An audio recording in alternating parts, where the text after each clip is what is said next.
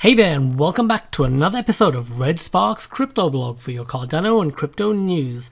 A short video today. We're going to cover two topics. One is Visa's report on the crypto market, and the other is the US Congress hearing on cryptocurrencies.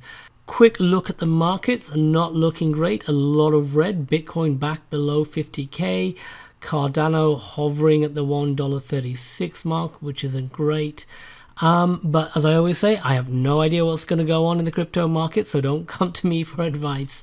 Let's have a quick look at Avalanche. Avalanche, not great either. And then where's Algorand? There's Algorand there. The Chainlink in the 24 hours, not too bad. It's good to see that doing a little bit better. But overall, for most of these coins, it's not a great day. I haven't made any transactions at all recently. I'm just holding off on doing anything until I get a better direction from the market. Moving on to the news. Visa doubles down on its crypto bet, launches crypto consulting service. Multinational financial services giant Visa is pushing deeper into the booming crypto market, launching crypto advisory services to help clients understand various segments of the crypto industry. And this announcement is in addition to this report that Visa also released, in which they review the crypto market, and page 8 and 9 have their key takeaways, which are: the hype and headlines have made their impact. We see almost universal awareness of cryptocurrency at 94% globally among adults with discretion over their household finances. Crypto is moving from a niche asset class for a small community of investors to a broader market, increasingly accessible for mainstream and new adopters. Now, that's pretty significant. There's a recognition that crypto is going mainstream. While crypto adoption is still in the early stages, it is significant and growing fast. Nearly 1 in 3 crypto-aware consumers already own or use cryptocurrency, with the majority saying their use has increased in the past year, 62% of owners, and 2/3 expecting that they will increase a share of their investable assets invested in crypto in the next 12 months. Another 21% of crypto-aware consumers are curious about the space, have positive impressions of cryptocurrency, and are on the cusp of entering the cryptocurrency market. And I can just speak for myself here. I don't know if I can go back to being heavily invested in stocks. I think I definitely want to have some stock exposure, but a lot of these altcoins, I see them as investing in startups, and I'm quite confident in the ones that I've picked, namely Algorand, Avalanche, and obviously Cardano. The fact that I see crypto as being a disruption to finance and on the rise means I'm reluctant to take money out of the system and put it elsewhere. Obviously, I know all about the whole cycle theory, etc., and I plan to take out some when I feel the time is right. But generally, I'm going to be invested in this ecosystem for a long time to come, if not forever. In emerging markets, ownership 37% and curiosity 27% about cryptocurrency is even more pronounced, likely due to a desire to hedge against unstable fiat currency and gain exposure to the US dollar or the euro via stable coins. I mean, how many other emerging industries are being adopted around the entire world at the same time? When the internet was created, it started off mostly in Western countries and then spread. Whereas with crypto, people in every country, wherever they stand economically, are attracted to the crypto space and are learning about it. It's hard to see how this could go away. The desire to build wealth and participate in a cultural and financial movement are key drivers for consumer adoption. The biggest drivers of owning and using cryptocurrency are to take part in the financial way of the future and to build wealth. Both forward-looking motivators. For those that transact with cryptocurrency, a large portion are motivated by exchange conversion fees and being able to transact at any time, and low transaction fees. So let's see. Yes, investing in the future, I totally agree with that. Building wealth, I totally agree with that. I initially wanted to have a down payment for a mortgage, and I couldn't see any better option, and it's done very well on that score. Avoiding exchange conversion fees and being able to transact at any time. I certainly find crypto transactions to be a lot less of a headache than the stock market. Financial institutional involvement, particularly through crypto link cards and crypto rewards, will be key to even broader acceptance and growth. Most consumers believe it will be necessary for financial institutions to embrace cryptocurrency for it to become widely accepted, 59%. Can't disagree with that. I think more and more banks and places are going to have to embrace cryptocurrency pretty soon. While there is some limited interest in using cryptocurrency as a means to buy goods and services, consumers express strong interest in crypto-linked cards.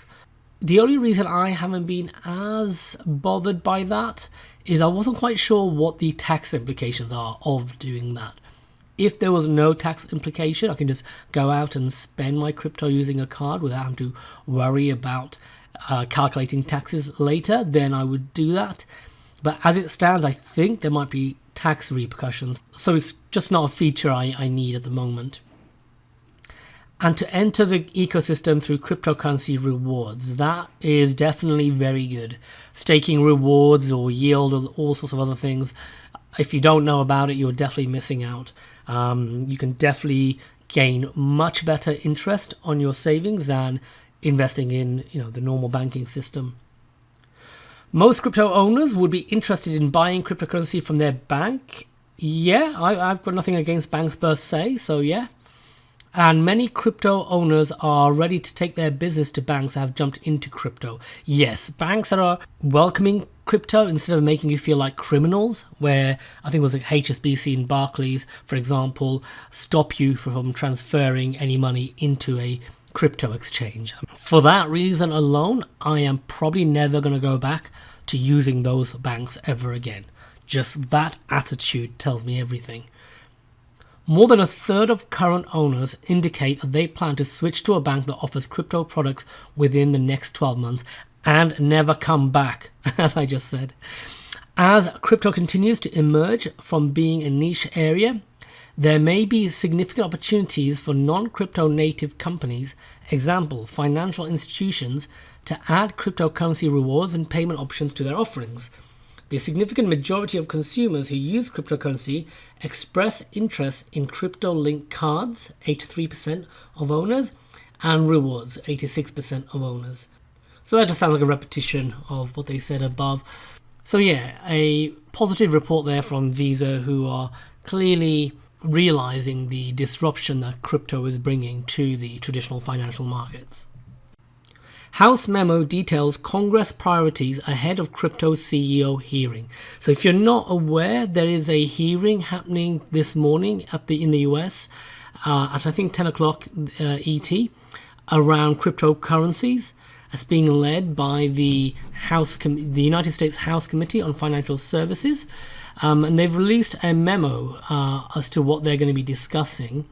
This hearing will examine some of the new products and services offered by major digital asset market participants, the role of crypto market exchanges in facilitating investments in crypto and related transactions, the growth of stablecoins and other digital assets, and the current regulatory landscape governing these new products and services.